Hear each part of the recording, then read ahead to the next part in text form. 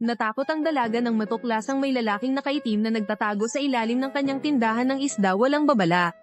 Agad siyang binayaran ng lalaki ng 10,000 para sa isda bago pa man niya matanggap ang biglaang yaman na ito. Isang grupo ng mga tao ang biglang pumasok sa pinto, nagtatanong sa dalaga kung nakita niya ang isang lalaking tumatakas. Sa pag-aalala, tiningnan niya ang senadoryas ng kamay ng lalaki sa ilalim ng mesa, at agad sinabi ng dalaga na wala siyang nakita. Nang makitang hindi sila naniniwala at pilit na papasok, agad na iwinasiwas ng dalaga ang kanyang kutsilyo sa pagpatay ng isda upang pigilan sila dahil dito, sila'y umalis na rin bago umalis. Sa galit ay sinipa pa nila ang mga isda ng dalaga sa sahig nang makitang ligtas na, mga alis na sana ang lalaki. Ngunit bigla siyang nadulas at muntik nang magkaroon ng malapit na engkwentro sa palaka sa sahig.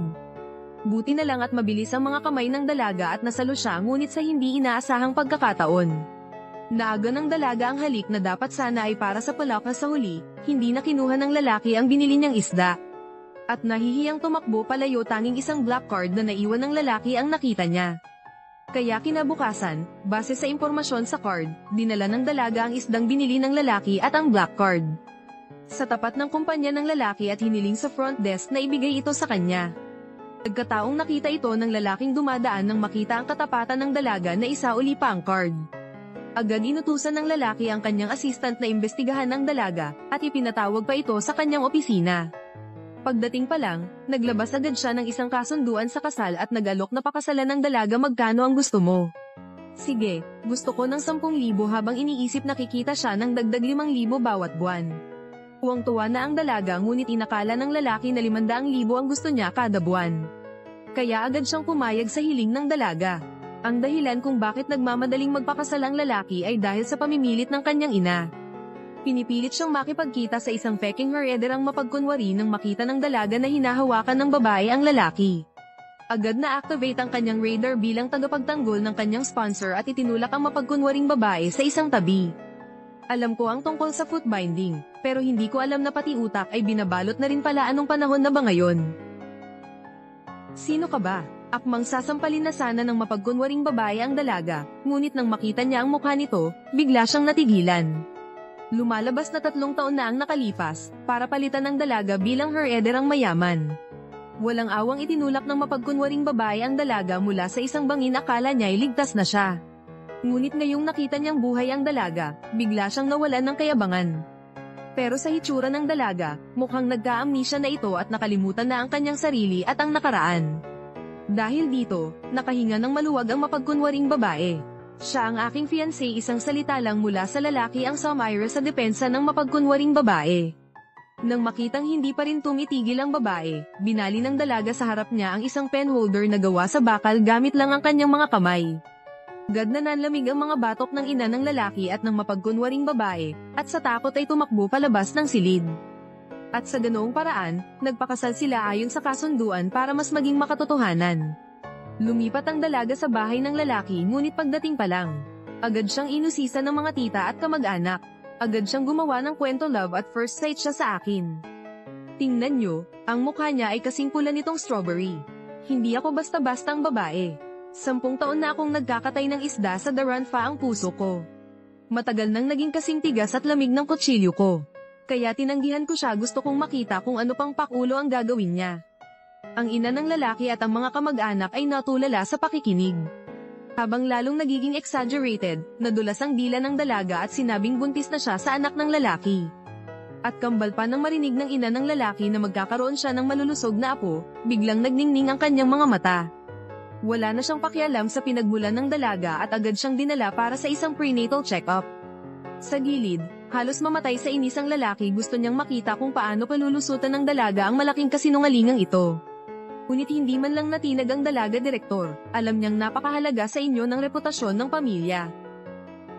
Natakot siyang malaman ninyong nabuntis ang inyong manugang bago pa man makasal, para sa karangalan ng pamilya Xiao. Habang lumuluha ay ipinalaglag ko ang kambal na iyon. Ano? Sa tuwing hating gabi sa aking mga panaginip, naririnig ko ang mga bata na tila tumatawag ng mama. Minsan, naririnig ko pa silang tumatawag ng lola. Lola, naririnig niyo ba ang mga bata na tumatawag sa inyo? Agad na natulala ang ina ng lalaki sa sinabi ng dalaga nang makitang nakikinig ang lalaki sa gilid. Agad niya itong tinawag para magpaliwanag nang makita ng dalaga na narinig ng CEO ang kanyang mga kasinungalingan.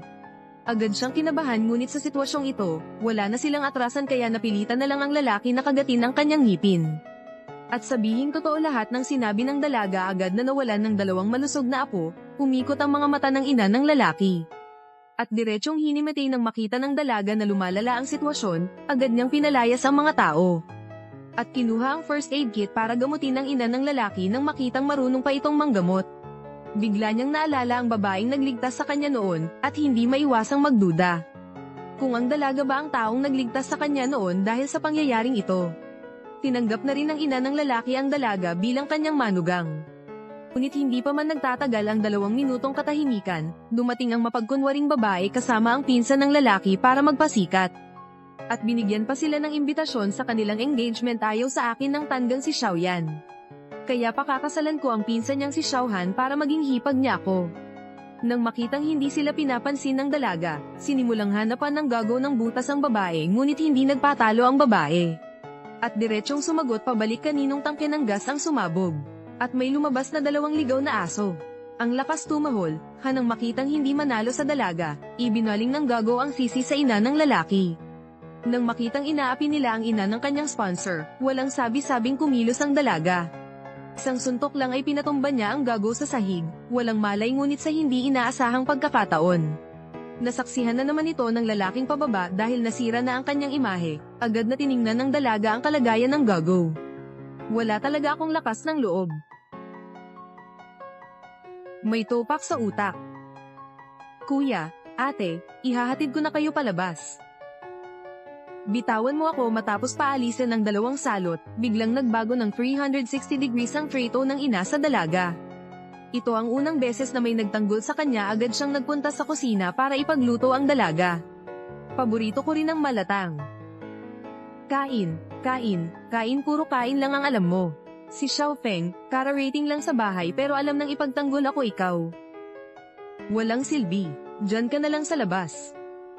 Hindi po ba't kayo ang nagsabing kailangang isaalang-alang ang relasyon bilang magkapatid at hindi saktan ng damdamin ng isa't isa? Sinabi ko, kaya naniwala ka agad.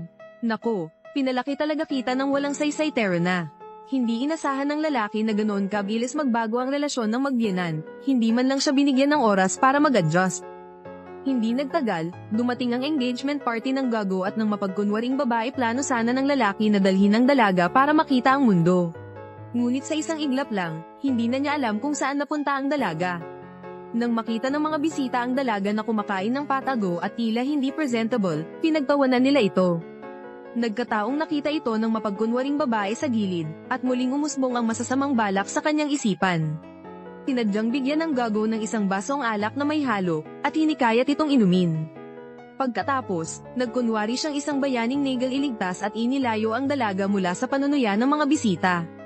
Ngunit sa sandaling iyon, biglang nanggati ang buong katawan ng dalaga kahit nagka-amnesia ka.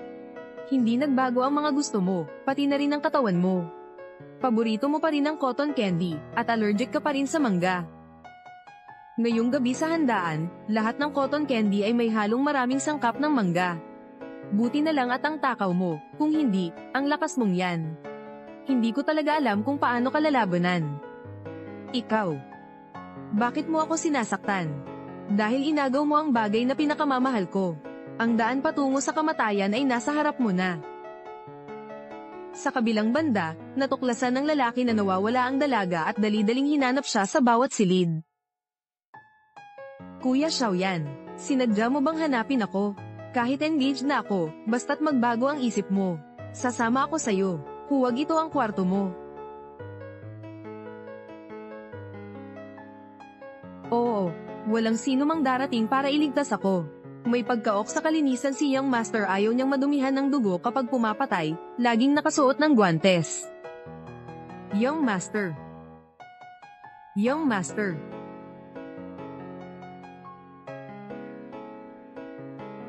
Xiaoyan.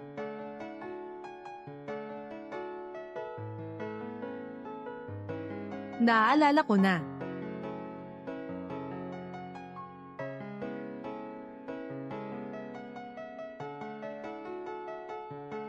Huwag.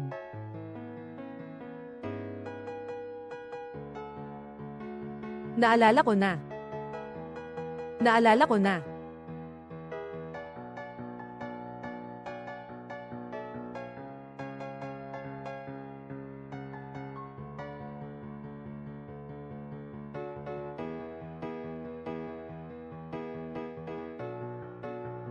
Tiisin mo, mabilis na mawawala ang sakit. Nako.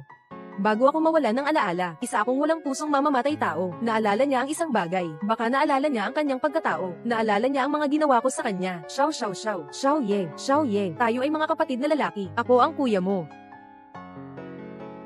Huwag. Huwag. Huwag. Tinawag kita ang kuya. Hindi ko talaga sinasadya. Nilalason ako. Xiao Ye. Ginoo. Sinuri ko na. May droga nga sa alak niya. Ikaw. Tingnan mo.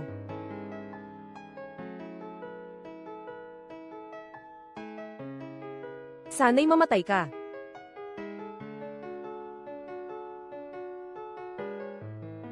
Maliit na leopardo, na late ako, Kuya Xiaoye. Ako rin ay na-scam. Ngayon ay araw ng pamilya Xiao, at ang kasalan ng pamilya Wu ay mga tao mula sa Zuansheng, mga kilalang tao. Hindi mo maaring pagsalitaan ng masama ang anak ng pamilya Wu sa harap nila, sino mang manggahas sa aking misis. Dapat nang mawala ang pamilya Wu. Ginoo. Dito, maraming tao at magulo. Kailangan ng misis na pumunta sa ospital. Tara, umalis na tayo. Kuya Xiaoye, umalis ka. Ginoo, ito ay natagpuan sa bulsa ng misis. Nakita ito. Ang ginang ay may matinding allergy, basta't uminom ng gamot sa tamang oras, at mag-ingat sa pagkain, walang magiging komplikasyon. Kailangan mo lang siyang samahan ng madalas. Magpahinga lang ng ilang araw at gagaling siya. Sige, Kuya Kun, pagsasama, HMM.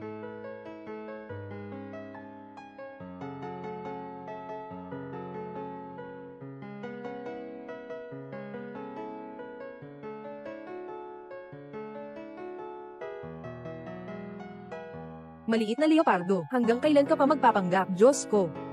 Nahuli na. Nagising ako. Ito ay tiyak na kapangyarihan ng pag-ibig. Sabi, sa engagement party, bakit mo sinadyang mahuli ako? Nakita mo ako. Sadyang iniwan mo ng marka para sa akin. Malinaw na sinadyang sumama kay Wo Chingching. Bakit mo kailangang ilagay ang sarili sa panganib? Sabi, bulong lang, mabilis mag-imbento. Mag-isip ka ng dahilan, para hindi siya magalit. Kung magpapaka-imposible ka pa, subukan mo. Tatawagan kita, aaminin ko na lahat. Xiao Feng, mula ngayon, pamilya na tayo. Naghanda ako ng maraming masasarap para sa'yo. Halika, sundan mo ako. Ang bitag mo na ito, sobrang pangit naman. Alam kong ito ay isang bitag, bakit pa rin siya sinamahan?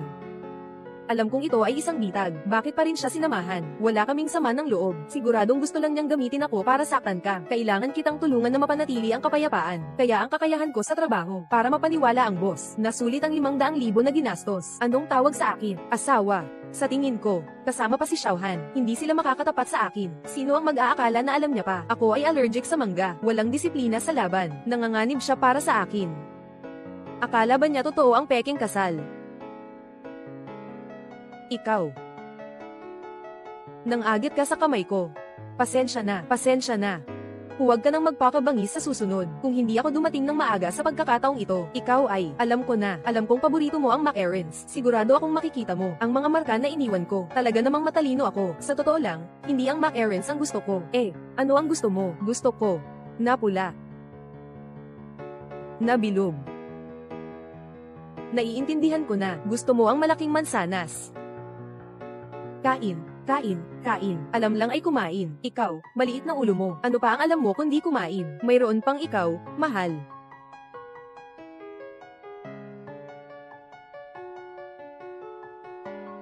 Jiang Ying, ikaw ang pinakamabuting kaibigan ko. Bakit mo ako pinapahamak? Huwag kang lumapit. Huwag lumapit. Bakit? Bakit?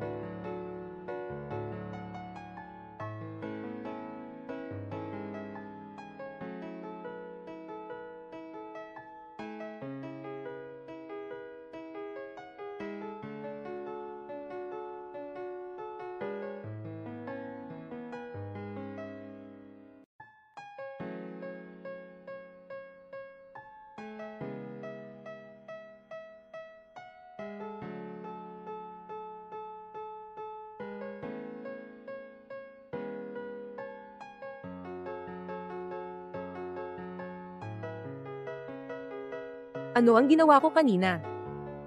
Magising ka. Magising ka. Doktor ako. Huwag kang mag-alala, palagi akong sasamahan mo. Mayroon na akong minamahal, hindi na ako pwedeng malunod pa.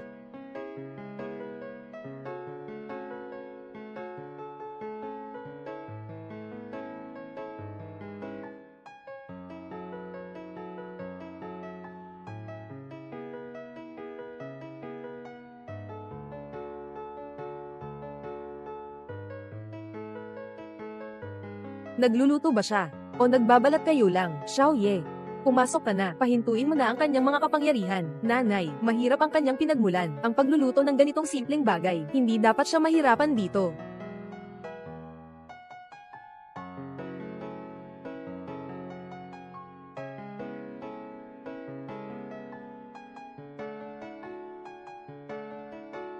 Ano? Ito ay ang lasa na ikaw mismo ang naglagay. Oo nga, kahit na hindi maganda ang itsura, pero masarap ang lasa. Og. Nanay, hindi rin maganda. Mukhang maganda ang pagkakatoast ng tinapay na ito. Susubukan ko ah. Xiao Feng ah. Maging komportable ka lang bilang panganay na asawa ng pamilya Xiao. Iwanan mo na ang ibang bagay sa yaya. Sa huli, sila naman ang binayaran. Walang dahilan para hindi gamitin. Ay. Binabalaan nila ako dito. Ako rin ang pinasweldo ni Xiaoye para magtrabaho dito.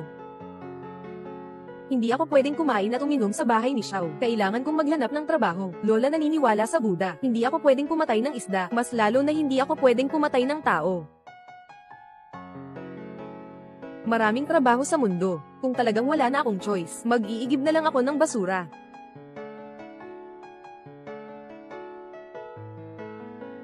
Ngayon, ang pamilya Wu ay nasa bingit na ng kapahamakan. Si Wu Qingqing ay ikakasal kay Xiao Han. Pero para ganardonero, ayoko ng mga babaeng materialiste. Talaga, Ginoo.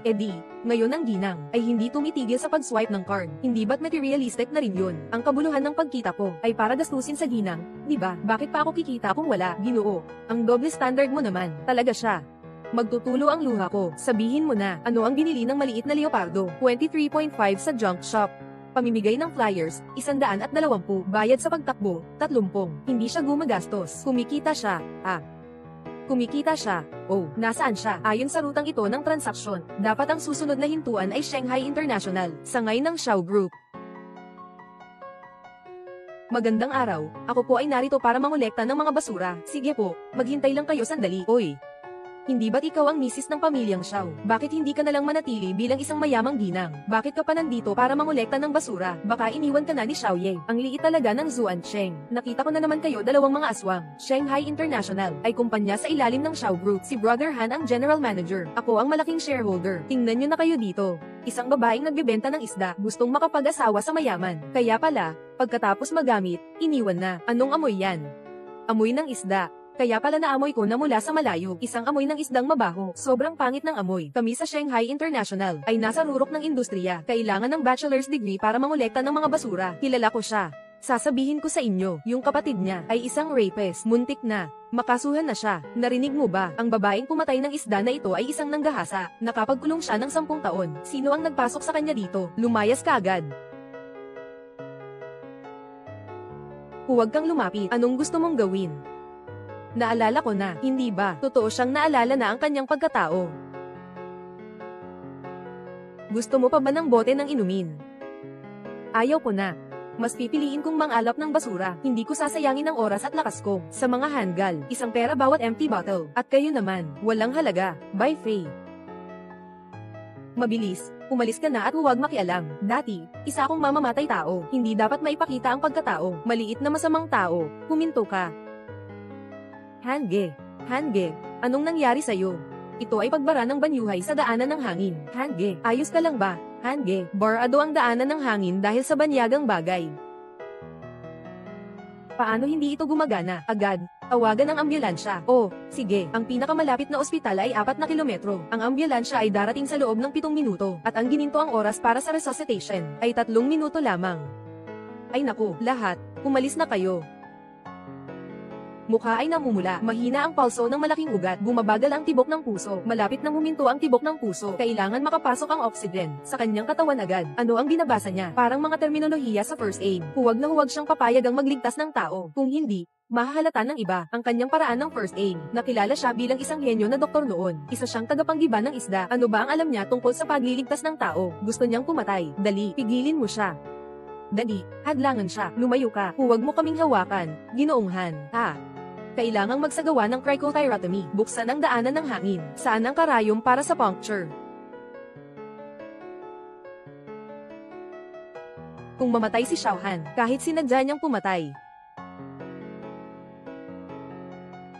malayo yata ang tama. Si Xiao Han ay tiyak na mamamatay. Gusto pa niyang magligtas ng tao. Panaginip lang. Nanghahatol ng tao. Mag-report ka na agad. Ano ba ang ginagawa ko? Pinatay niya si Hanzong. Sandali, huliin mo na siya agad. Yung eksenang ito, parang pamilyar. Kaya mo yan, malapit nang mawala ang sakit.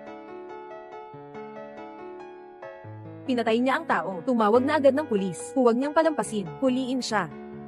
Huwag niyang palampasin. Nalaman ko na hindi pala ako pumatay. Nigel, iligtas lang ako. Hindi talaga ako mamamatay tao. Ako ay doktor. Yung babaeng yan, sa harap ng lahat, pinatay si Ginoong Han. Isa siyang baliw na nagbabalik ng galit sa lipunan. Bumagsak na tao, sira-ulong tao. Kailangan nating mag-higanti para kay Ginoong Han. Mag-higanti para kay Han. Ibalot siya. Pakawalan niyo ako. Ito ay isang photosynthesis dagdag. Ako ay Nigel, iligtas ng tao. Patay na siya. Hindi ka pa rin makatanggi. Ang nakababatang kapatid mo ay isang rapist. Ikaw ay isang mamamatay tao. Walang mabuti sa buong pamilya niyo. Ako na. Isang sampal bawat isa. Pabugbugan ang mukha niya hanggang mamaga. Sirain ang bibig niya para maalala niya ang kapalaran ng mamamatay tao.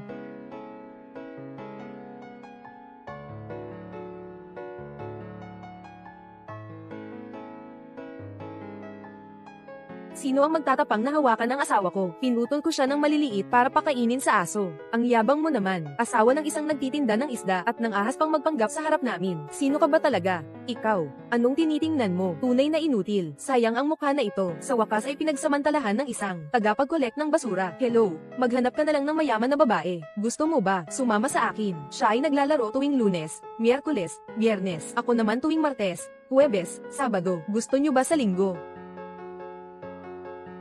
Kayo, anong nangyari? Guantes, Ginang, pakiusap, hikayatin mo ang Ginoo. Ito ay sa loob ng bansa, mahigpit ang batas. Asawa, hindi mo na kailangang kumilos. Ganitong klase ng tao, ako na ang bahala.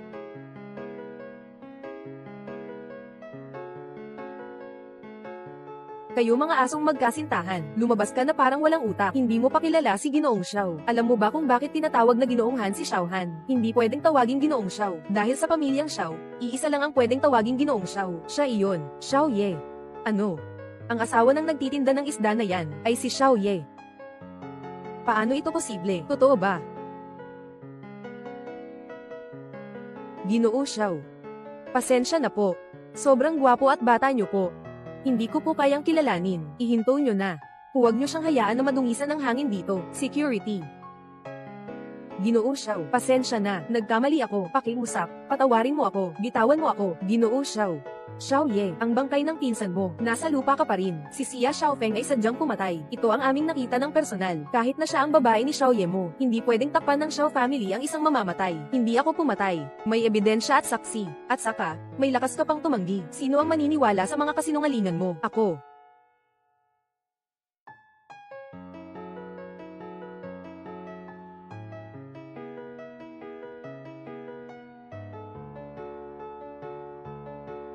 Sino ang gumawa nito? Siya. Magaling ang pagkagawa. Magaling. Gamit ang ballpen, pinutol ang cricothyroid membrane para makapasok ang hangin. Napakatalino. Ang tumpak pa rin ng ganito ang posisyon. Ikaw rin ba ay doktor? Hindi siya nagkamali sa pagtusok. Kanina pa nga, ikaw talaga. Sinasadyang itinulak mo ako, pero hindi naman ako nagkamali sa pagtusok. Nakakagulat, di ba? Kahit na gumalaw ang katawan niya, ako ay matatag ang mga kamay. Parang paulit-ulit na sanay na.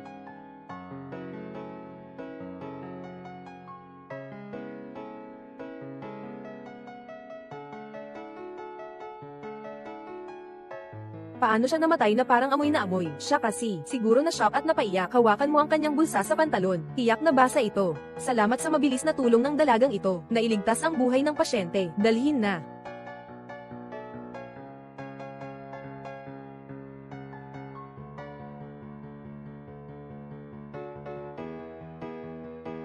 Umalis na ang asawa. Kumita ako ng pera ngayon. Papalakasin kita sa mas spicy na hot pot.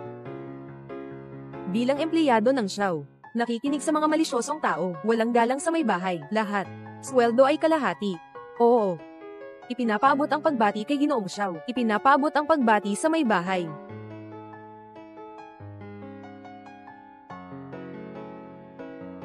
Ikaw. Nasugatan ang iyong bagahe. Hindi ka makapagsalita sa ngayon. May gusto ka bang sabihin? May gusto ka bang sabihin? Isulat mo na lang. Taga-Karneng, malupit at walang awa, pumatay ng walang pag-aalinlangan. Asawa, sinabihan niya ako, huwag mo na siyang iligtas, tanggalin ang tubo. Talaga namang ikaw ay isang mapaghimagsik, nakalunok ka ng banyagang bagay kahapon. Halos mamatay ka na. Itong ate na ito ang nagligtas sa iyo. Pinagsabihan mo pa siya, 9 na taong obligadong edukasyon. Nakalunok ka na ng tiyan ng aso. Wow! Ang lakas, ang sarkastiko. Siya ang nagligtas sa akin. Dati ay tinutokso ko siya, pinahirapan ko siya. Kahit na siya ay isang gago, pero hindi sisuko ang doktor sa buhay ng sinuman.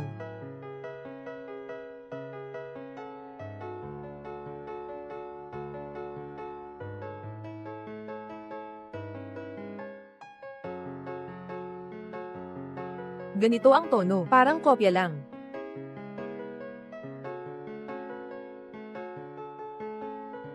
Sobrang malas ko talaga. Talagang malas, yung ganitong paggagamot ay nakakaubo lang. Siya nga ba talaga siya? Kung sakaling siya ay isang doktor noon, bakit siya nandito sa Big Ranfo na pumuputol ng isda?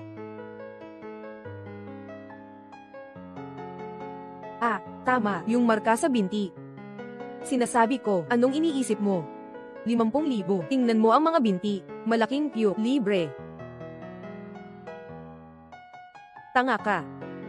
Walang mabuting lalaki. Yung gagaw ni Xiaohan, napaloko pa siya. Hindi lang ako in block. Gusto mo pang i-break ang aming kasunduan sa kasal. Wow, ching-ching. Xiao Ye, kung hindi kayo patas sa laban, huwag niyong sisihin kung gagamit ako ng matinding paraan. Handa na ba kayo? Tanggapin mo ang malaking regalo na inihanda ko. Ginoo, ito ang listahan ng mga imbitado para sa anibersaryo. Ang salo-salo ay nakatakdang sa linggo ng gabi. Direktor ng China Art Museum, mga artista sa drama at pagtatanghal. Inorderin ko si Little Leopard ng damit para sa salo-salo. Tandaan mong kunin ito. Siguraduhin personal na may padala ito sa kanya. Oo. Talagang mahal na mahal ng binata ang kanyang asawa. Pati na rin, siya pa mismo ang pumili ng damit para sa kanya. Ginoong Xiao, ito lahat ay mga espesyal na, limitadong high-end na koleksyon para sa ating season. Kulang na lang ng isang tao, para sa asawa mo na tulad niya. Isang may bituing kumikislap na may-ari. Ang hiwa ng kipaw na ito ay eksaktong hanggang hita. Makikita ang peklat sa binti ni Xiaofeng. Gusto ko itong ito, bago maglinggo. Ihanda ang 3 set ng mga kombinasyon. Hayaan mong pumili ang misis ko. Sige, Ginoong Xiao.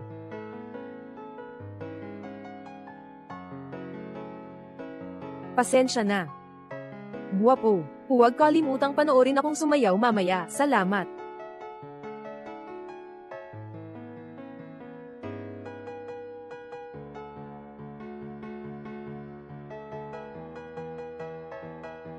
Itong bagay na ito ay isang gown para sa hapunan.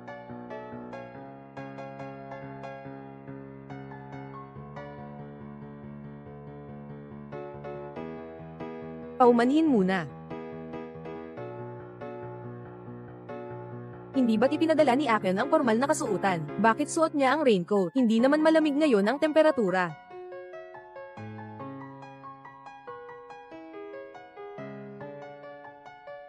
Totoo bang formal na hapunan ang gaganapin natin? Oo naman. Boss.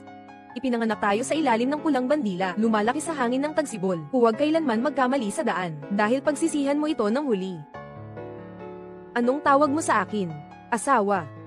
Sobrang dami ng sinasabi mo, hindi ka makalabas. Kailangan bang isuot ang damit na iyon? Oo, syempre. Dagdagan ng bayad, dagdag.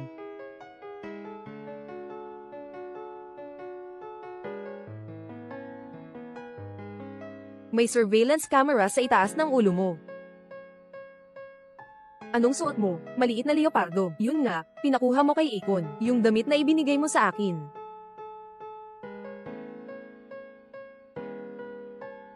Salamat.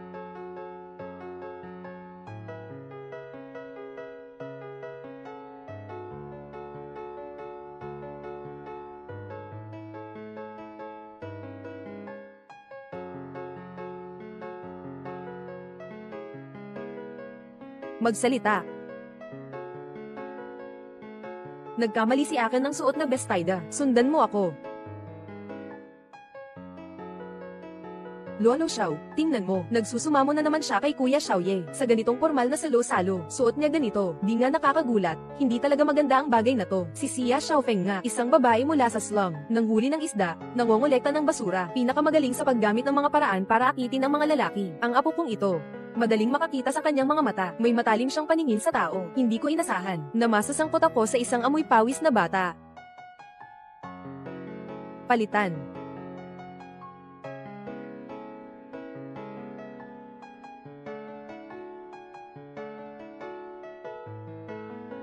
Ikaw, hindi ka lalabas. Maghihintay ako sa'yo. Hindi na kailangan. Huwag ka nang magsalita ng walang kwenta. Lilinggan na lang ako habang pinapalitan mo ng damit.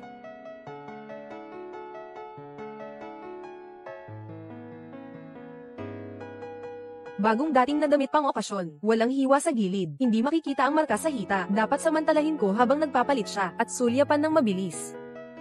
Sige na. Magagalit siya. Anong nangyari? Nahulog ang buhok.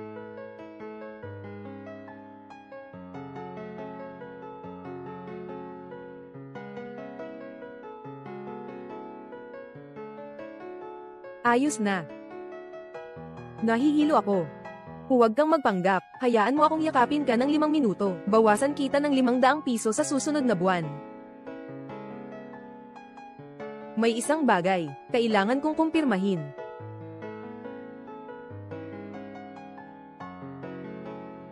Ako, hindi ko sinasadya. Ako ay isang seryosong negosyante. Sira ang ulo, nagwawala ka, naglalakas loob kang samantalahin ang ama ng kontrata.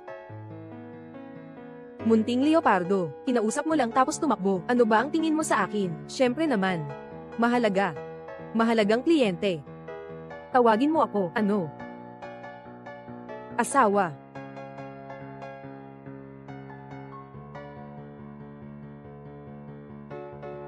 Lolo Xiao, narinig mo ba? Kanina, parang may tunog sa loob. Sa buong bulwagan ng salo-salo, hindi natin mahanap si Xiaoye at yung batang babae. Hindi ba't sila ay nagtatago dito? Ako. Talagang gusto kitang makasama.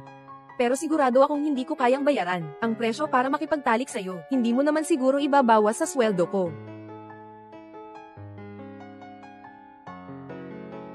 Kuya Xiaoye, nasa loob ka ba?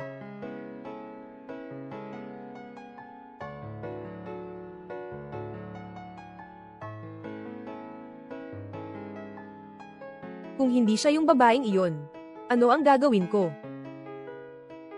Maghiwalay, isuko siya, o tapusin ang kontrata, umalis ka, bitawan mo ang asawa ko. Ang asawa ko ay mahusay, naiintindihan ko. Asawa, umalis na, mahal.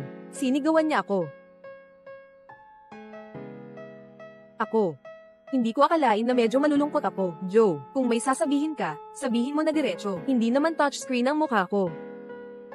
Lumabas ng hiwalay sa kwarto ng asawa. Sila 2 tao ay talagang gumagawa ng ganitong kahalayan sa bulwagan. Si Xiaoyi, batang ito, ay pinalaki ko mula pagkabata. Napakahalaga sa kanya ang mga etikal na prinsipyo. Siguradong ang batang iyon, nagaya niya. Lolo, huwag kang magalit. Susubukan ko pang magbukas ng pinto.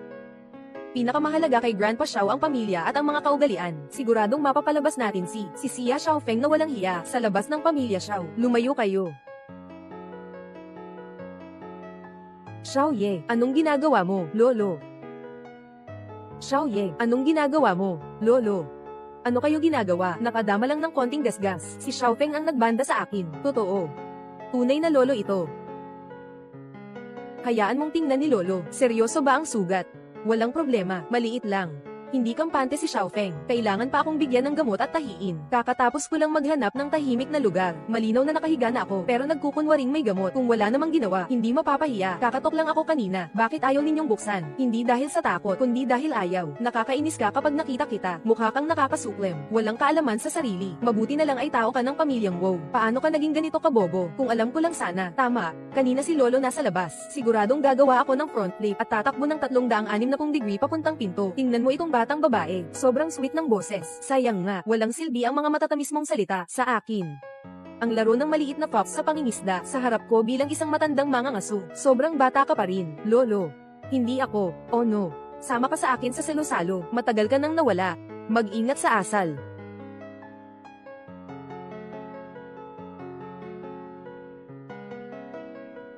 Xiaoye, ikaw at si Qingqing, sumama muna kayo sa akin. Ikaw, lumabas ka ulit pagkatapos ng 10 minuto.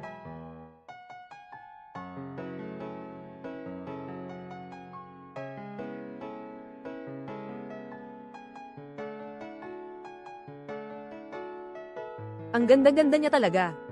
Wow! Sino kaya ang anak ng may-ari nitong magandang babae? Hindi ko alam. Di ko pa siya nakita dati. Ganito ang itsura niya. Ganito ang aura niya. Siguradong isang may ampong pamilya siya. Isang tunay na prinsesa. Tingnan mo, magkasama na sila ni Xiaoye. Ito ba ang hinaharap na ginang ng pamilyang Xiao? Hindi na nakapagtataka. Ang mga pamilyang Xiao at Wow ay matagal nang may kasunduan sa kasal. Pero sa engagement party, si Xiao Han ang naroon. Akala ko si Xiaoye ay may ibang minamahal. Bumangon ka, hindi ka pwedeng umupo dito. Qingqing, umupo ka doon. Nandito si Lolo. Ang upuan sa tabi ni Xiaoye ay para sa iyo lamang. Lolo, kasal na ako. Hindi pa ako patay. Tungkol sa iyong kasal, kailangan kong pumayag para ito ay maging totoo. Si Qingqing, batang ito, matagal ko nang gusto. Kahit na hindi kami nagkita ng mahigit 10 taon, pero siya ang napili kong manugang. Ahan, ito ang plano ng Lolo. Wala kang problema dito, di ba? Wala naman. Lolo, itong si Xiaoye ay kinasal kay Wu Qingqing. Ibigay mo sa akin si Xia Xiaofeng. Huwag mong hayaang mapunta sa iba ang mga bagay na para sa atin. Nasa panaginip ka. Ginoo, maganda ang dalagang si Xiaofeng. Huwag mo na siyang guluhin. Parang ang lakas-lakas nyo na. Ano, gusto nyo bang magalit ako? Ginoo, may problema ka ba? Lolo, may sakit ka ba? Makinig kayo. Sobrang lakas pa niyang mang-insulto sa akin. Wala naman. Sinasabi ko lang ang katotohanan. Lolo, may sakit ka bang puso? Paano mo nalaman? Mukha siyang mapatla. Bigla ang pag-ikli ng paghinga, kasama ng pamumutla ng labi. Sa nakaupong posisyon, makikita ang namamagang ugat sa leeg. Lolo, may sakit ka sa puso, di ba? Bakit hindi ka nagpa-opera? Masama ang kalagayan ng katawan ni Lolo. Kailangan lang ng konserbatibong paggamot. Taon-taon ay nag-aalaga sa ibang bansa. Dati, may isang henyo na doktor sa Xuancheng na kayang mag-opera. Sayang nga. Nawawala na siya ng 3 taon. Bakit?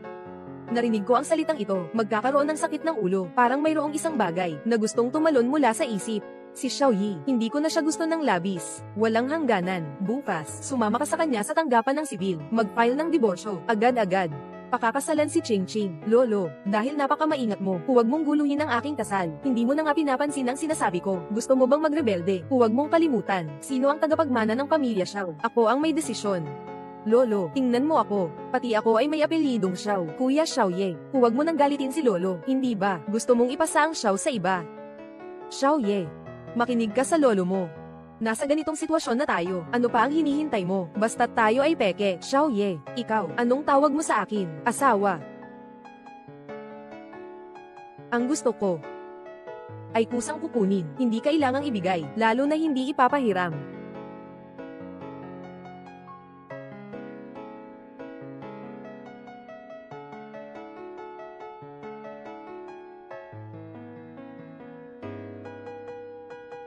Ito ang mabuting apo na itinuro ko. Ang galing. Lolo Xiao, ayos ka lang ba? Lolo, bumangon ka. Ako, Lolo, kalma ka lang. Ako ang humihingi ng tawad para kay Xiaoye. Hindi ka talaga matatawaran. Anak ko, magaling ang ginawa mo. Noong araw, kung may tapang lang si tatay mo, hindi sana ako nagtiis ng ganito katagal sa pamilya Xiao. Uminom ka ba? Lasing. Xia Xiaofeng, ikaw ang aking legal na asawa. Huwag palaging ilayo ang sarili mo sa mga sitwasyon. Kapag may nangyayari, okay ba? Pero ang iyong lolo, wala akong pakialam kung ano ang iniisip ng iba. Ang mahalaga ay kung ano ang iniisip mo. Ikaw. Ano? Naging gusto kita. Maliit na bahay, alam mo na. Ayaw ko sa mga babaeng ganito, kahit isang haplos lang, nakakaramdam na ako ng sama ng loob, pero iba ka. Sa bawat sandali, gusto kitang hawakan. Xiaoye. Gusto rin kita.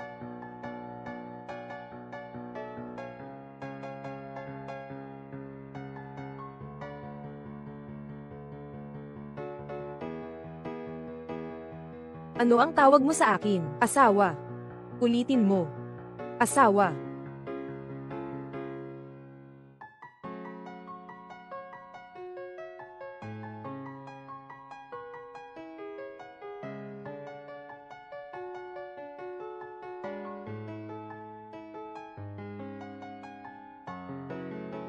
Ginoo, pumasok si Ginoong Xiao kasama ang mga tao sa opisina. Ninakaw nila ang lahat ng kontrata.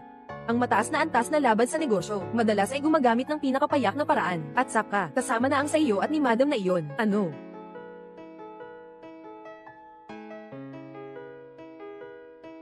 Tingnan mo na lang, ito ang aking mabuting apo. Ang iyong mabuting anak, mas pipiliin pang magpanggap na mag-asawa, kaysa tuparin ang obligasyon ng angkan sa kasal. Isang taong walang katapatan. Sobrang ikinasisira ang pangalan ng pamilya. Xiaoye. Palagi niyong niloloko ako. Pasensya na. Kung hindi dahil pinilit ninyo akong magpakasal, hindi ko gagawin ang ganitong desisyon. Pinili mo ang isang mahirap na babae, para lang saktan ako. Tama ba? Sobrang nabigo ako sa iyo. Akin, maghanda ng sasakyan. Oo. Lolo. Lolo, magpakalma ka. Bata. Kung hindi ka makikinig sa lolo mo, hindi na siya magagamot. Ikaw at ang babae na iyon ay nagdiborsyo, nagpakasal kay Ching Ching. O kaya naman, pakakawalan kita na panoorin mong mamatay ako sa harap mo. Sa harap mo.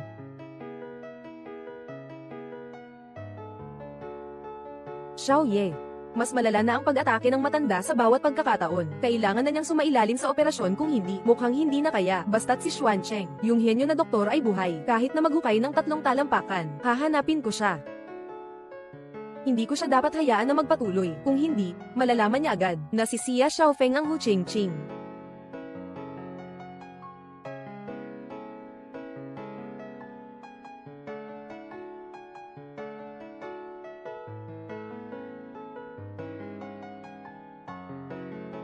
Simula ngayon, ako si Wu Qingqing. Lahat ng pag-aari ng Wu pamilya ay akin na. Xiaofeng.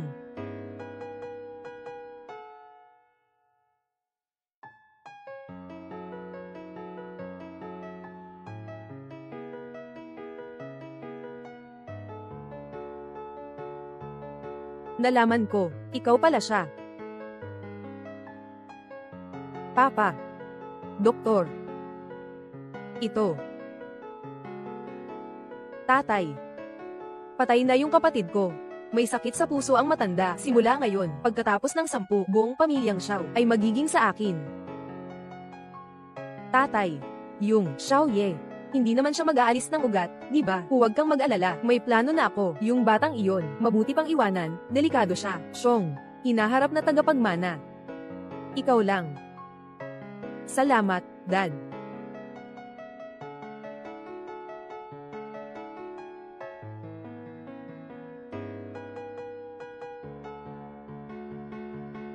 Suriin mo doon.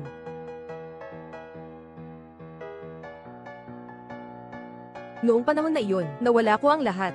Akala ko'y iiwanan na ako ng buong mundo.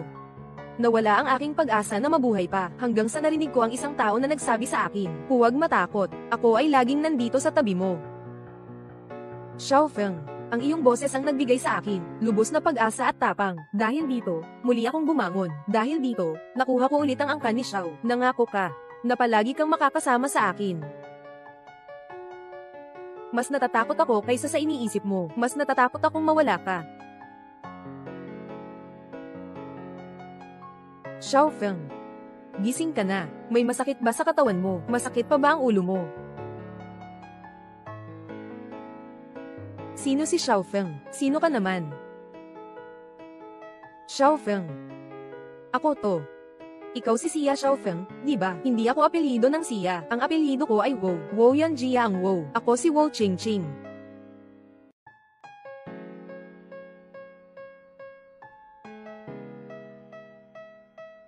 Talaga bang? Hindi mo na ako maaalala. Pakiusap, manatili ka sa iyong distansya. Ayaw ko ng mga estranghero na lumalapit. Pakiusap, umalis ka. Estranghero.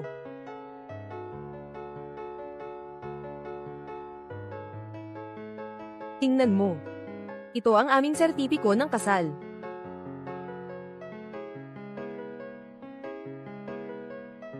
Akala mo ba, basta kumuha ng pekeng dokumento, ay makakabit ka sa pamilya ho? Hindi ko kailanman ginugugol ang oras at lakas sa mga tanga. Panatilihin ang distansya. Kaunti, ginang. Ginoo, anong palabas naman ito ngayon? Siya sa atin. Pamilya Wu. Wu Qingqing. Ang kasiglahan ng lungsod na ito, dati, ay dapat sana ay akin. Tatay. Bumalik na ang anak na babae. Tanga. Wu Qingqing, palagi mo akong tinulungan noon. Tulungan mo ako ngayon ng huli. Mamatay ka na. Ninakaw na pangalan, pinalitang buhay. Akala mo matatanggal ang alaala para magpaubaya ako sa kapalaran. Jiang Ying. Ang utang mo sa akin, gusto kong balikan mo ito na nakaluhod. Ang phoenix na dumaan sa apoy, ay para muling ipanganak na malinis. Xiao Ye. Anong ginawa mo sa ate ko? Sasabihin ko sa'yo, kung may masama mangyari sa ate ko, sisapakan kita. Paano mo ginahasa si Xiaofeng? Bakit siya nasaktan at napasok sa ospital? Buhay ng mahirap, buhay pa rin. May tao ka pa ba? Ay nako. Aking kaawa-awang dalaga. Pakiusap ko sa'yo, pakiusap. Pahalagahan mo siya, bigyan mo siya ng pagkakataon. Mahal na biyenan, tumayo ka na. Ang bagay na ito, hindi tulad ng iniisip ninyo. Si Xiaofeng ba ay tunay ninyong anak? Si Xiaofeng ba ay tunay ninyong anak? Tunay siya. Oo, mas tunay pa kaysa sa tunay na anak, ninang ng pamilya. Si Xiaoye namin kay Xiaofeng ay isang tapat na puso, na saksi ang langit at lupa. Ngayon, siya ay nakalimot at iiwan si Xiaoye namin. Nakalimot na naman siya. Muli.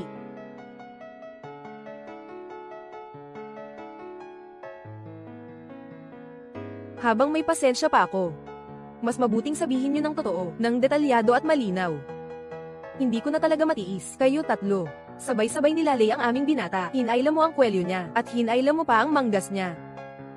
Ang aming binata ay matagal nang nagsiyasa tungkol sa ginang, hindi siya talaga ninyo anak. Kayo ang nag-ampon sa kanya 3 taon na ang nakalipas. Ang aming binata sa ginang, ay umibig agad sa unang tingin. Hindi madali ang makapag-asawa ng asawa. Sa wakas, namukadkad ang Iron Tree, pero nakalimutan siya ng asawa niya. Mas kawawa pa siya kaysa kay Dawi. Kayong tatlo, kumikit kayo sa akin. Kapatid.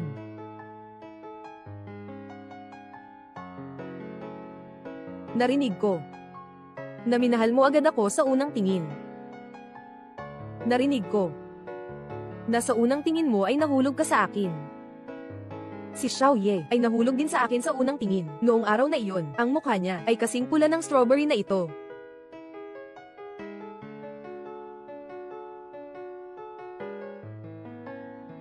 Ang mga mata niya, parang sa ubas na ito, itim at makinang.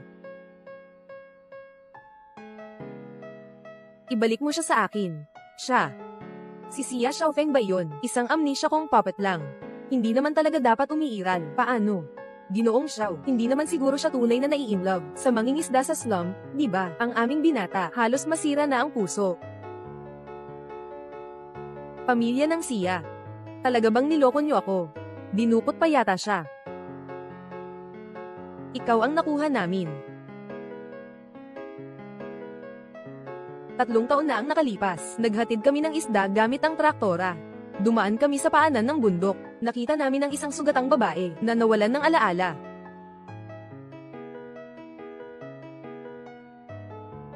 Tatay, nanay, umalis na kayo, sige na. Xiaodong, tandaan mo, ako ang ate mo magpakailanman. Ate, ingatan mo ang sarili mo. Ingatan mo ang sarili mo ah.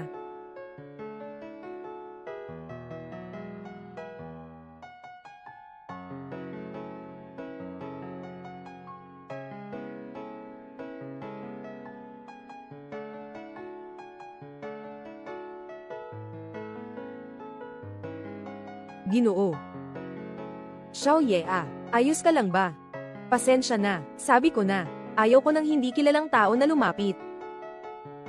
Ginoo, alam kong masakit ang nararamdaman mo ngayon, kung hindi na talaga kaya, yakapin mo lang ako at umiyak ng malakas.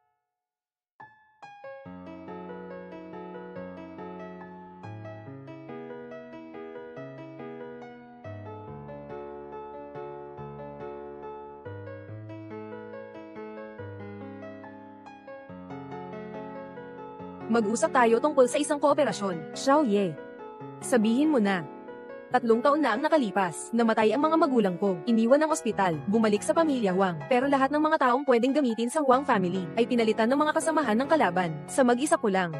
Mahihirapan akong makipaglaban sa kanila, kaya ihahanap kita para maging asawa ko pa rin. Tulungan mo akong mabawi ang pamilya Wu. Ikaw, ihahanap mo ako. Tama. Simula ngayon, ako ang kliyente mo. Bilang kapalit, ibibigay ko sa'yo ang pinaka-nais mo.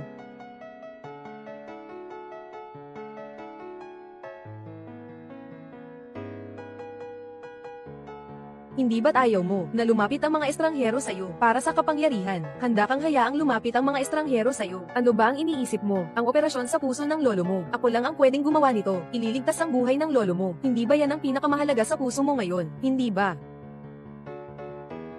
Bakit mo pa binubuksan ang mga butones? Mainit lang naman o kaya, sa puso ni Boss Xiao ngayon, ay ang asawa lang niya, kahit ang sakit ng lolo ay nalilimutan na.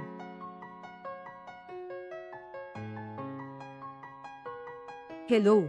Magandang balita, Ginoo. Yung genius na doktor, naipasa ko ang pagkakakilanlan. Nakumpirma na ang kanyang pagkakakilanlan. Siya ang ating batang ginang. Ang henyo na manggagamot ay nawala 3 taon na ang nakalipas. Ang batang ginang ay nawala ang alaala 3 taon na ang nakalipas. Tugma ang mga petsa. Sige, naiintindihan ko na. Hindi ba ikinatutuwa ng binata? Hindi ako nagulat.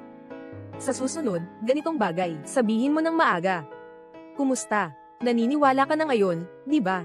Masayang pagtutulungan. Medyo antok na ako. Iwasan ang maling tama.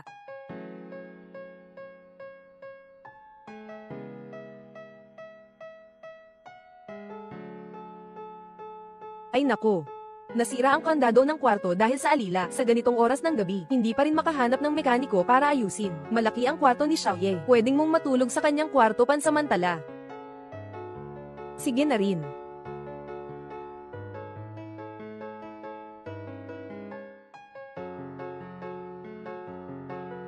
Asawa ko.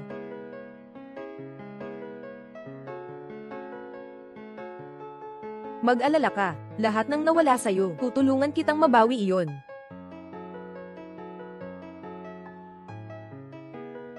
Espesyal ang kondisyon ni Ginoong Xiao. Puno na ng mga ugat ang mga ugat ng dugo. Napakahirap nito. Napakataas ng panganib. Isang kaso lang sa buong mundo ang nagtagumpay. Maliban sa naturang henyo na doktor, hindi magagawa ng iba. Sino ang magtatangka na mag-opera sa kanya? Rakang nagwawala. Xiaoye. Saan mo nakuha ang pangunahing doktor? Hindi mo ba plano na gumawa ng peking medical accident para mapatay si Lolo? Mag-control ka na lang sa sarili mong kapangyarihan. Ikaw. Talagang walang mabuting maaasahan sa iyo. Ito. Lolo, naniniwala ka ba sa akin? Sawa na ako. Sino ang makakapag-opera sa akin? Tawagin ko siyang tatay. Ang binata ay naging higit pa sa matandang Ginoo. Nako. Magulo na ang pagkakasunod-sunod ng henerasyon. Maghanda para sa operasyon. Gusto kong makita ang doktor na manggangguna sa operasyon. Tiyak na niloko kayo. Gusto kong harapin siya at ilantad ang kanyang kasinungalingan. Punitin ang kanyang mapagkunwaring mukha. Ginoong Lee. Ano yan? 3 taon na tayong hindi nagkita. Lumalabas ang iyong ugali. Kayo pala yan. Dr. Wu, nawawala kayo ng 3 taon. Parang walang liwanag sa mundo ng medisina. Saan ka napunta? Miss na kita. Siya lang ang nag-iisang doktor na nakapagtagumpay sa buong mundo. Alam ko na. Pakawalan mo muna ang kamay mo. Puso ni Dr. Wu, maaari ba akong maging katulong mo muli? Pumasok ka.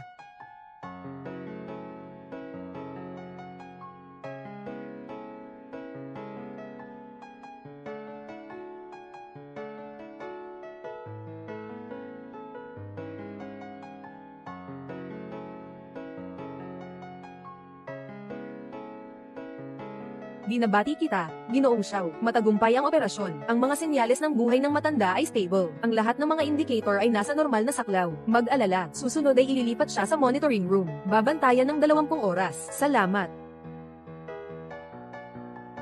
Xiao Feng. Doktor, anong nangyari sa kanya? Wala, napagod lang siya. Ang operasyon na ito ay tumagal ng 10 oras. Hindi nagpahinga si Dr. Wu kahit isang saglit. Xiao Ye, dali, dalhin mo siya pa uwi at magpahinga ng mabuti. Ako na bahala dito. Magpahinga ka na, umalis ka na. Sige.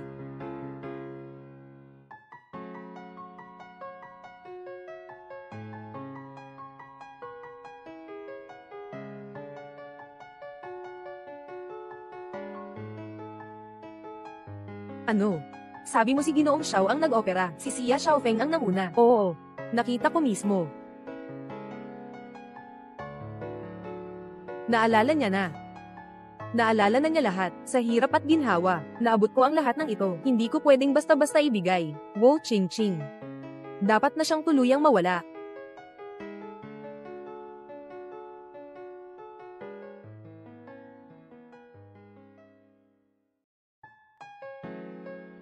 Mahal. Mahal. Yakap. Mahal, yakap.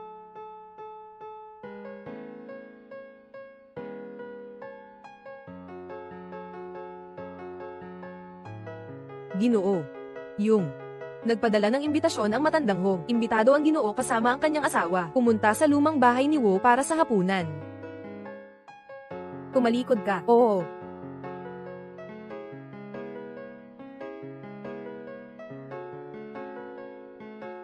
Naway maging masaya ang laro, lumang bahay ni Wu. Uuwi na ako sa lumang bahay.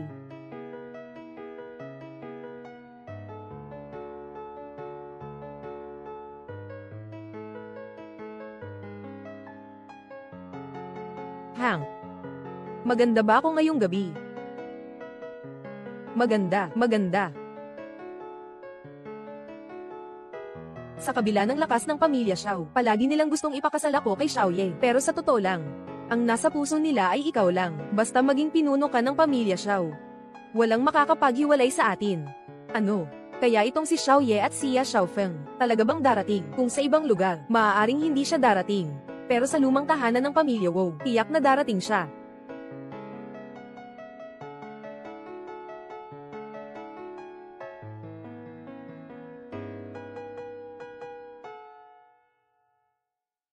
Kaya ba sila? Tingnan mo, nandito na sila lahat. Tingnan mo, sino to? Sino yung nasa tabi? Noong nawalan ka ng alaala, dahil sa sobrang pagkain ng cotton candy, halos mamatay ka, nang ahas siyang maglagay ng lason sa cotton candy.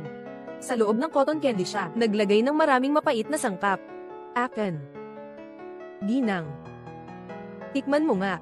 Ang cotton candy na gawa ko mismo, malinis at ligtas. Ang dangal ng pamilya Xiao ay mawawala dahil sa'yo. Dali, ayusin mo na. Parang galing ka lang sa Fancy Cave. Sundan mo ako.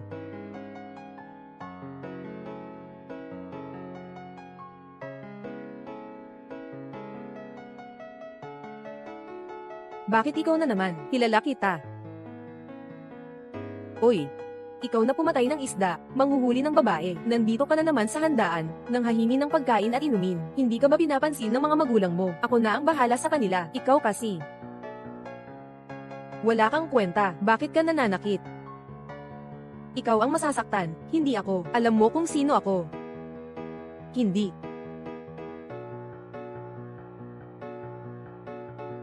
Sa mga tao mo. Kaya niya rin. Kaya niya rin.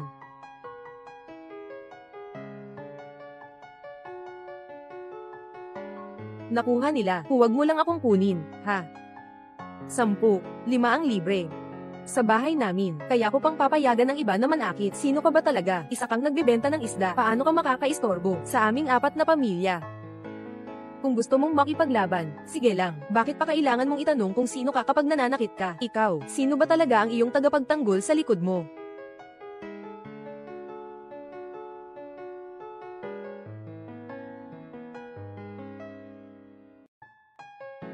Ang ginang na ito ay kay Ginoong Xiao. Aba, talagang hindi tayo magkakilala kung hindi dahil sa away. Ako at ang ginang Xiao ay may konting pagkakakilala. Ikaw, maliit na peste, hindi ka ba ipinanganak ng nanay ko na walang mata? Kahit si Madam Xiao ay nilalapitan mo pa, palagi ka na lang nagdudulot ng gulo sa akin. Umalis ka na, tingnan ko kung hindi kita papaluan pag uwi ko. Umalis ka na. Hindi ba pinayagan ka ng ating binibini na umalis? Sabi niya ay si Jiang Ying. Siya ay anak ng tagapag-alaga ni Wu, si Jiang. Noong una, inisip ko siya bilang pinakamahusay kong kaibigan, ngunit nagamit niya ang tiwala ko para palitan ako at traidor sa akin. Alam mo ba, isang insekto, ang pinakamatamis na sandali ng panonood, nasa ilalim ng paa. Tingnan mo.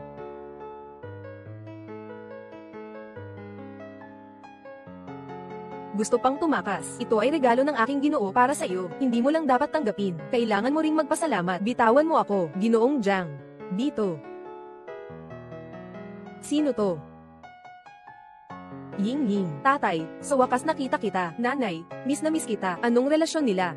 Ano yung dalawang tao mula sa probinsya? Parang tinatawag nila ang anak nila. Sinasabing sila ang mga magulang niya. Hindi ba siya ang anak na babae ni Wu? Bantay, bantay.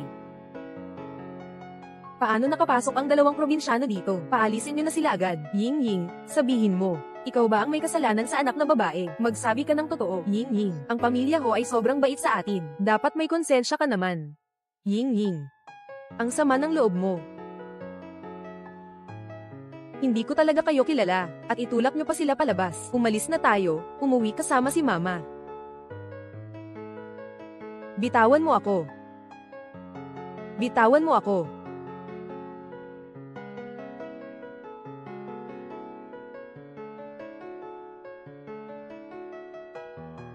Ang itim na angkan ng pamilya Ho, nakatago sa ilalim ng estante ng mga libro. Itong lihim, tanging ang tagapagmana ng pamilya Ho lang ang makakaalam, hindi alam ng iba.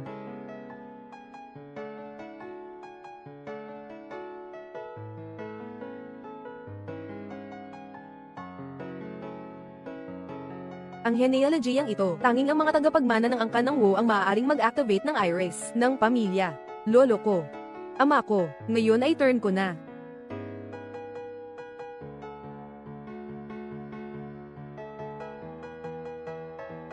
Wu Qingqing. Alam ko na, pagkatapos mong maibalik ang alaala mo, tiiyak na babalik ka sa lumang bahay ng pamilyang Wu para hanapin ang ebidensya. May tao. May magnanakaw sa silid-aklatan, dakpin sila, kunin ang mga ninakaw. Opo. Wu Qingqing, ito ang tawag na pag-eniaya sa kanila sa bitag, 3 ikalawang plano. O kaya ikaw ang nagturo sa akin. Umalis na tayo muna.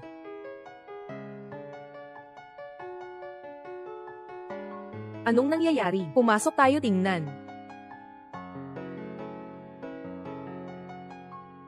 Kakaiba, biglang namatay ang kuryente. Tiyak na may dumaan dito. Hanapin ng mabuti. Terra.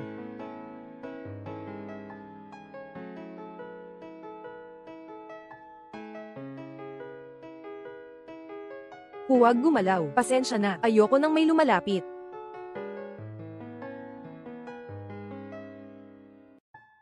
Malamang tumakas siya sa bintana. Bilisan, hanapin muna ang tao para ayusin ang kuryente. Anong laman ng bulsa mo? Sakit ng likod ko dahil dito. Ito ang tatay ko. Pinakamamahal niyang libro noong buhay pa siya. Gusto ko rin ng librong ito.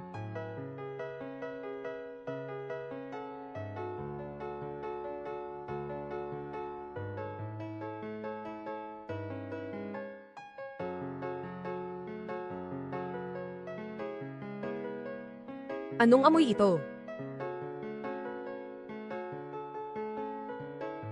Alkohol ito.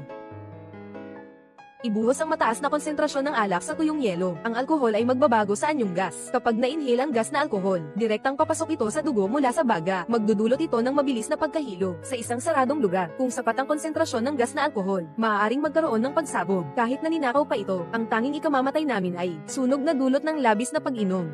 Terra. Tama ang lahat ng hula, sayang naman. Pagkatapos ngayong gabi, bawasan na ang matatalino sa mundo. Kayong mag-asawa, nang magdaos ng hapunan sa Wu, uminom at magpasisa. Sinunog ang lumang bahay ng Wu. Lahat ng ebidensya ay nawala kasama nito, at kailangang magbayad ang Xiao para sa aking pinsala.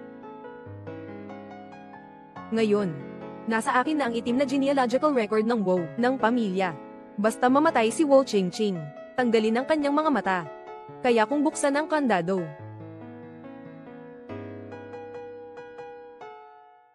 ilagay silang dalawa sa loob at sunugin silang magkasama.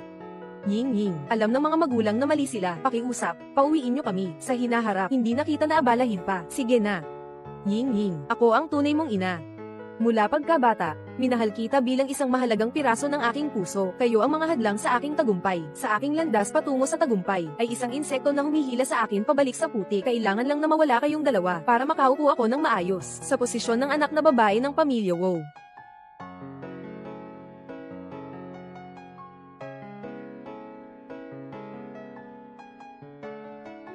Xiaoye, mabagal ang metabolismo at pagkasira ng alkohol. Pangako mo sa akin, kung sakaling magwala ako mamaya, kailangan mo akong patumbahin. Nag-i-inhuman.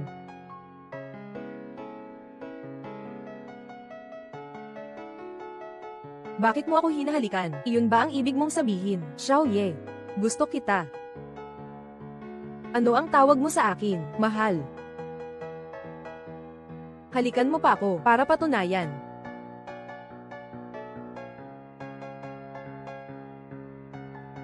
Munting leopardo, kung ganito ka, hindi kita kayang pakawalan.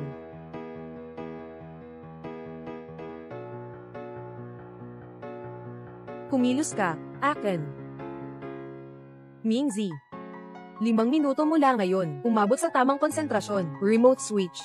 Hayaan ang spark ng kuryente na magliyab sa hangin. Bang!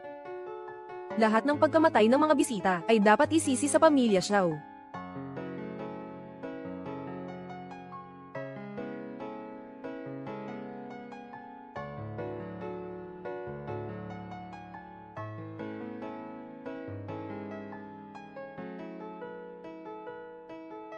May sakit ba silang lahat? Bakit niyo ako tinitingnan ng ganyan? Ngayon, nasa akin na ang itim na linya ng pamilya ng Wu. Sa akin na. Hanggang hindi pa namamatay si Wu Qingqing, bubunutin ko ang kanyang mga mata. Kahit anong mangyari, makakabukas pa rin ako ng pinto. Dali, isara mo na ito. Oo. Walang makakapagsara nito. Walang sino man ang dapat mag-isip na isara ito.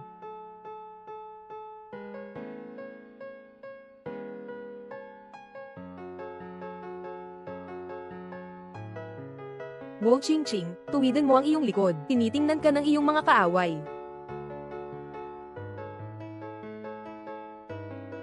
Alam na ng mga magulang ni Yingying ang kanilang pagkakamali. Ako si Yingying, ang iyong tunay na ina.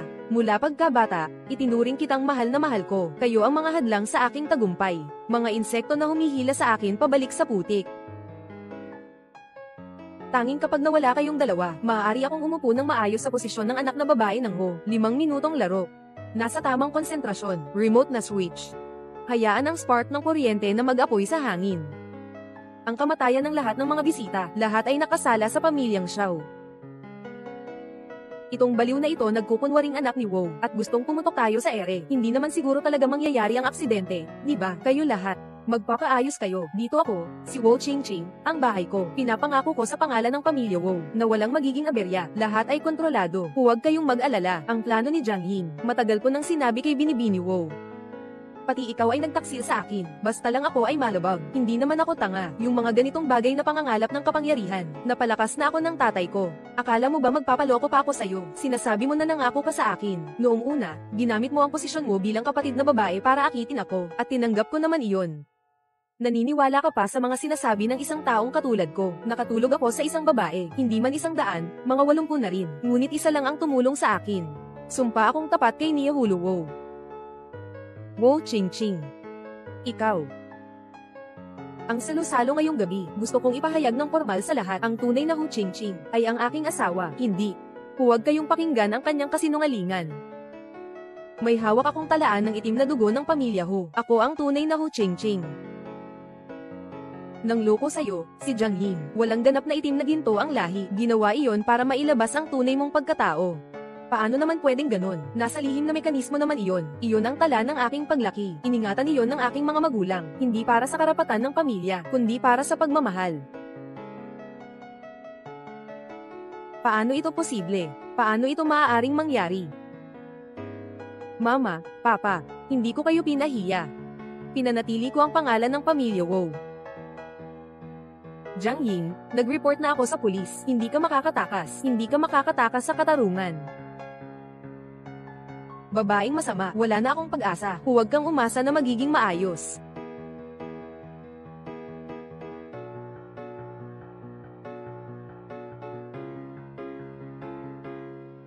Tuwing naiisip ko ang masamang babaeng ito, halos naging misis na ako. Kahit sa pagtulog, nagiging bangungot. Iwanan mo siya, hayaan siyang tumanggap ng katarungan. Ihampas mo. Anong balak nyo? Bitawan mo ako, bitawan mo ako. Bitawan mo ako. Mga kaibigan, minsan na akong nawalan ng lahat. Ngayon, isa-isa kong ibinabalik. Hindi ito para ipagmalaki ang kahit ano. Sa halip, nais kong iparating sa mga nakararanas ng kawalang katarungan. Ang bagay na sa inyo. Dapat nyo ng buong dangal na kunin muli. Mahalagang mag-enjoy kayo sa hapunang ito ngayong gabi. Mula bukas, magbubukas ang isang bagong kabanata para sa Wolf family. Ginoo, tingnan kung ang ginang ay may mapanlinlang na anyo na nagpapakita ng kapangyarihan. Hayaan siyang maging mayabang. Hayaan siyang magwala. Gusto kong panoorin. Xiao. Xiao Ye, sobrang pagod ka na. Magaling ka na sa ginagawa mo. Isasama kita pa uwi.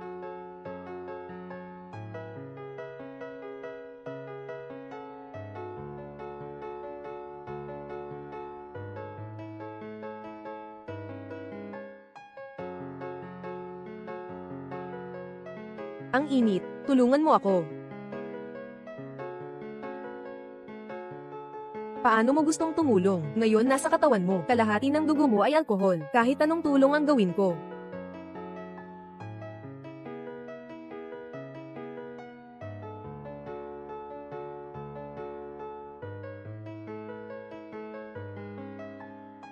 Anong tawag sa akin? Asawa. Gusto mo ba ako? Gusto. Mahal mo ba ako? Walang kailangan sabihin, naramdaman ko na.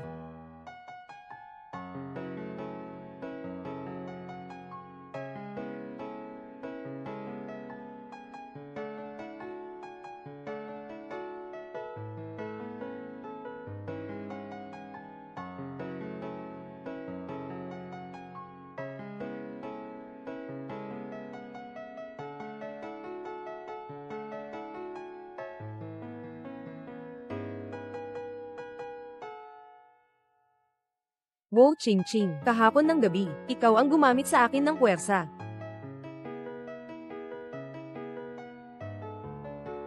Mainit na ako, tulungan mo ako. Nako, sobrang sama ng aking pag-inom.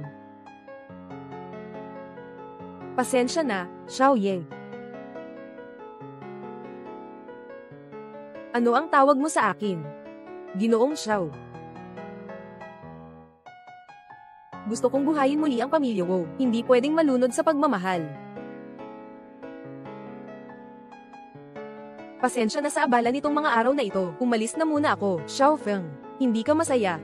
Hindi ka ba komportable sa iyong tirahan? O hindi mo gusto ang pagkain? Sabihin mo kung ano ang hindi maganda. Aayusin ko.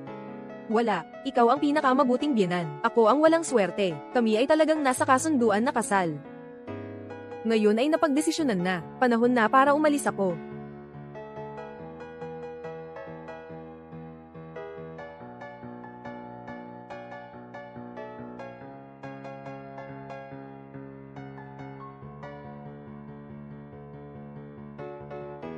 Ay nako, asawa, hindi mo rin siya mapipigilan. Mag-empake ka na rin at umalis ka na. Kakita ko lang kanina na si Ching Ching ay nagtutulak ng malito palabas. Anong nangyayari? Alam ko na ang tungkol kay Ching Ching. Sobrang kawawa ng apo kong babae. Kung hindi mo siya maibabalik sa akin, huwag mong asahang makuha ang posisyon bilang tagapagmana ng Xiao Group. Lolo, maaari mo namang isaalang-alang ako. Pareho tayong apelyido, Xiao.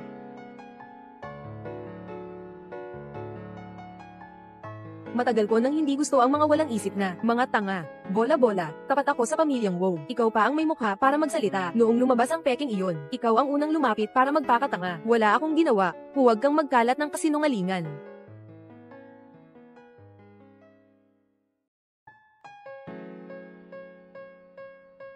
Nabagsak ang telepono, kunin mo. Kayo lahat. Sa 3 taon na lumipas mula nang umalis ako sa pamilya Wow, isa lang ang natutunan ko, hindi ka matatalo. Sa huli, magiging armas ko ito. Ngayon, opisyal kong iaanunsyo ang 3 bagay. Unang, bawiin ang lahat ng naipamahaging ari-arian. Pangalawa, Muling itayo ang lupon ng mga direktor. Pangatlo. Simula ngayon, si Wu ay tatalakayin lamang ang lakas, hindi ang pagpapatawad. Tapos na ang meeting.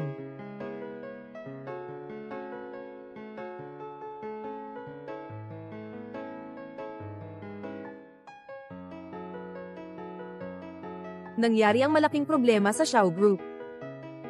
Nagpapalit ng tagapagmana ang Xiao Group. Si Xiao Hancheng ang magiging pinuno. Pinanakit niya si Xiao Ye hanggang sa maputol ang paningin nito.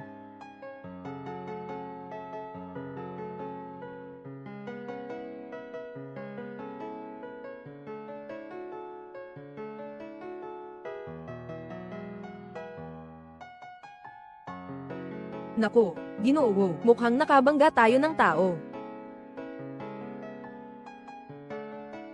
Xiao Ye.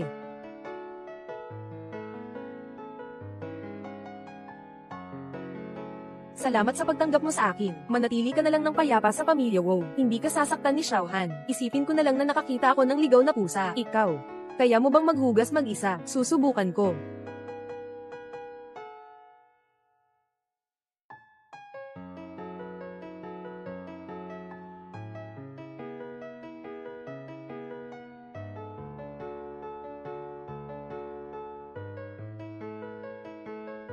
Ako na lang ang gagawa nito.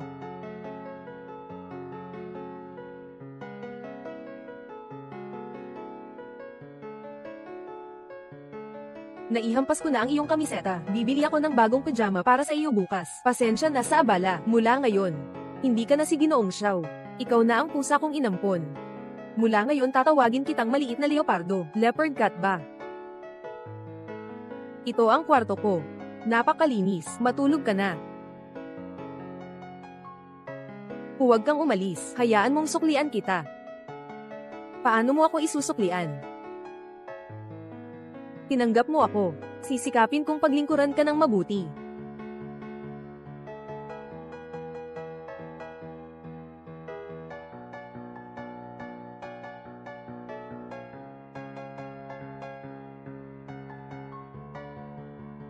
Hanggang dito na lang muna tayo ngayon.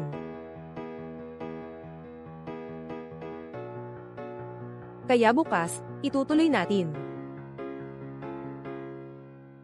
Anong nangyari sa kanya? Baka ba siya'y nabulag, pero nagiging mas mahusay pa siya sa ibang bagay.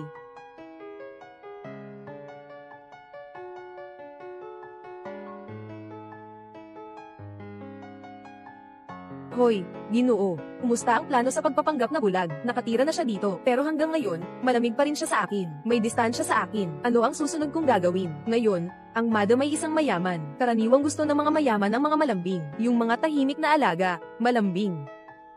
Sumusunod. Maliit na tuta.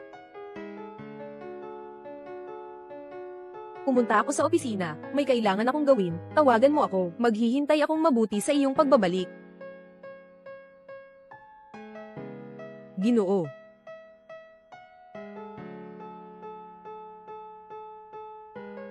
Talagang may silbi ito. Ayaw na sa iyo ng misis ng mayaman. Isipin mo na lang na ang patay na kabayo ay buhay pa. Kung hindi ka makapagsalita, umalis ka na, Ginoo. Kung hindi, tingnan mo muna kung may naipost siyang mga updates. Tutulungan kitang suriin. Tao at malayo, mas masarap ang batang mais. Sinasabi niyang matanda ka na. Mas kapana-panabik ang hinaharap kaysa sa nakaraan. Gusto na niyang makipagdiborsyo. Mahilig ako sa malamig na simoy ng hangin, at sa malayang kaluluwa. Mahilig ako sa mga ilaw sa malapit at mga bituin sa malayo. Gusto niyang makahanap ng 4 na kasosyo. Bakit ka nandito ngayon? Agad na pumunta sa bahay ng Wu. Bantayan si Wu Qingqing. Kung may anumang lalaki sa kanyang tabi, agad na ipaalam sa akin. Oo.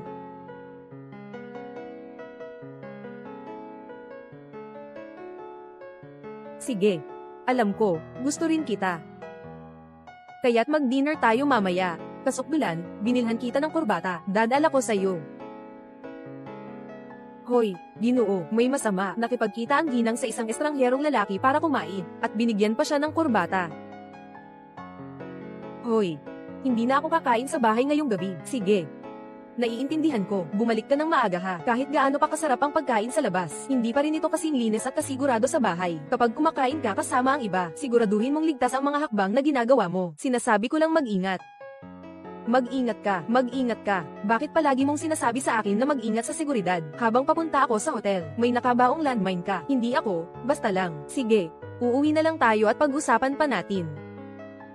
Sa pagkakataong ito, hindi na ako ang magdadala sa iyo pauwi. Sa pagkakataong ito, hintayin na lang kitang umuwi. Tanging mga handle lang ang naghihintay doon. Ang mga bagay na gusto ko, Xiaoye, laging sinasakop ko mismo. Nahanap ko na ang lahat ng tao. Ginoo, kailangan nating patayin ang lalaking iyon ngayon. Kailangan nating ipagtanggol ang aming Ginoo.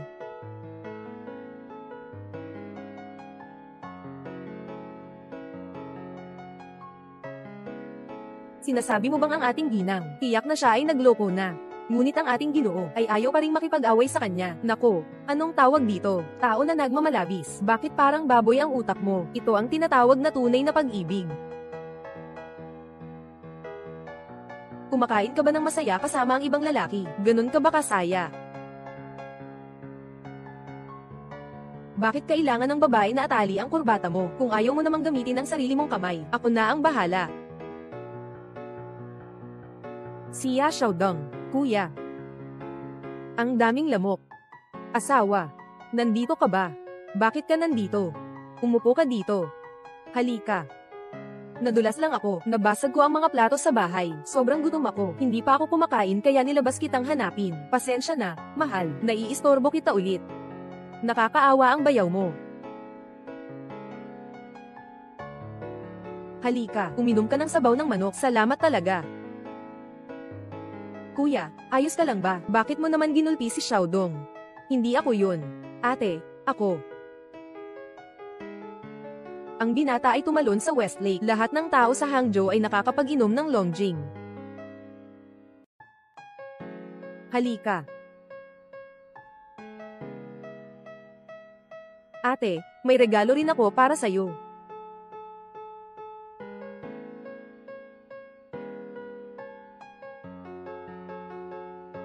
Anong nangyari sa'yo?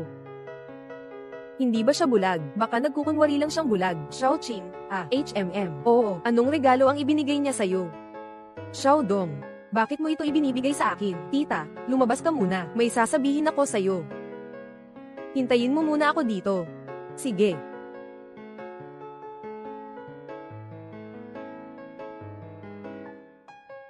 Tunay nga na ayaw niya na akong matanda. Nakakaloko. Tumakbo kasama ang aso na walang bloodline sa akin.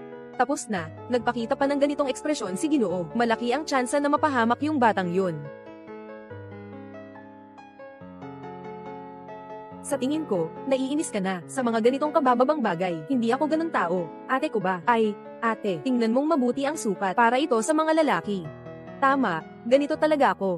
Sige na, hindi naman nakikita ng bayaw. Pahiram mo siya nito ng palihim ngayong gabi. Ang nakakakilig naman. Sige, ang bait mo talaga. Sobra ang pag-aalaga mo.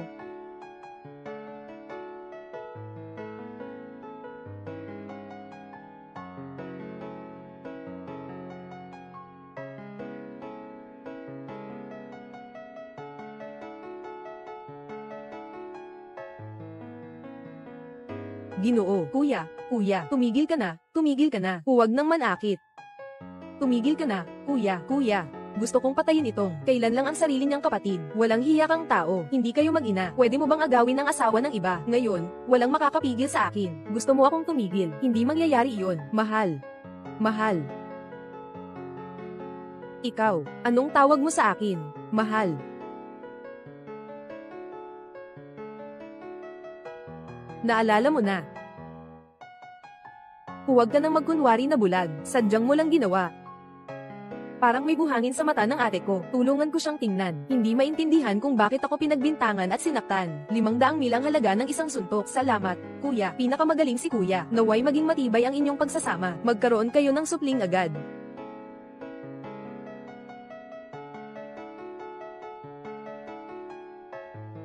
Asawa. Umalis ka na at bitawan ka na, hindi ko kaya gawin iyon, dahil sobra kitang gusto, kaya ginamit ko ang pagpapanggap na pilay para lumapit sa'yo. Pasensya na, asawa, nagkamali ako, papasukin mo na ako. Napalitan na, maliit na leopardo.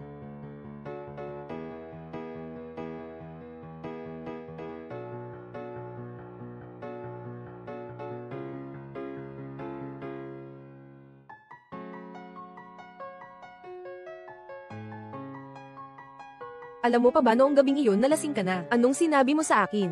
Naalala ko, sinasabi ko sa'yo, ang dami ng mga bituin sa langit, napakalaki ng buwan. Ang rosas sa hardin ay amoy na amoy. Mukhang, hindi mo maalala na nasabi mo, na gusto mo ako. Yun ay sinabi mo habang gising ka.